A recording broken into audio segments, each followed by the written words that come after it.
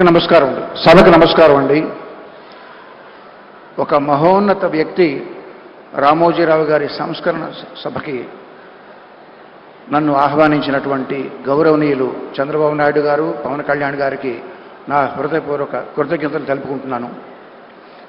నాకు సంగీత దర్శకుడిగా జన్మనిచ్చిన రామోజీరావు గారు, ఆయనతో నేను గడిపిన క్షణాలు చాలా ఎక్కువ ఉన్నాయి. అందుకు నేను చాలా అదృష్టంగా భావిస్తుంటాను.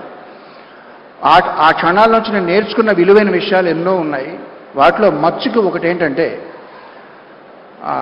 మద్యపాన వ్యతిరేక ఉద్యమంకి ఆయన వంతు కంట్రిబ్యూషన్గా ఆయన రకరకాల ఆర్టిస్టులతో, ఉద్యమకారులతో, రచయితలతో, సంగీత దర్శకులతో, గాయకులతో ఆయన తెలిసిన వాళ్ళందరినీ పిలిచి పాటలు రికార్డ్ చేసి ఆ ఉద్యమానికి సపోర్ట్ చేశారండి.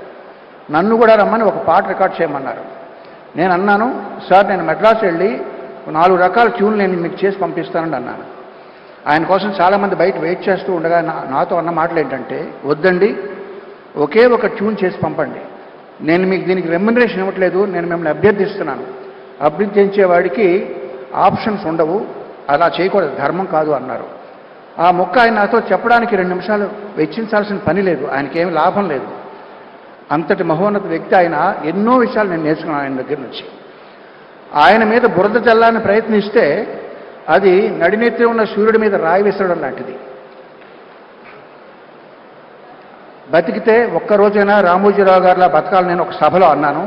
ఇప్పుడు అనేది ఏంటంటే, మరణించినా ఆయనలాగే మరణించాలి. ఎందుకంటే కురుక్షేత్ర సంగ్రామంలో భీష్ముడు తన మరణాన్ని, తన మృత్యుని ఆపి ఉత్తరాయణం వచ్చే వరకు కూడా దాన్ని నిగ్రహించి ఆపారు. ఆయనే ఆపారు ఆయన. అదేవిధంగా తను ఎంతో ప్రేమించే ఆంధ్రప్రదేశ్ కబంధ హస్తాల్లోంచి బయటపడడం ఆయన కళ్ళారా చూసి అప్పుడు నిష్క్రమించారు. అంచేత మరణించినా ఆయనలాగే మరణించాలి. ఆయన ఫోటో మా పూజ గదిలో ఉంటుందండి. ఎందుకంటే ఆయన దేవుణ్ణి నమ్మరు.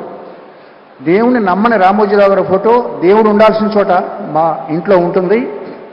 ఎంతోమంది జీవితాల్లో వెలుగులు నింపిన ఆయన స్ఫూర్తి నా గుండెలో చిరకాలం ఉంటుంది, బ్రతికినంత వరకు.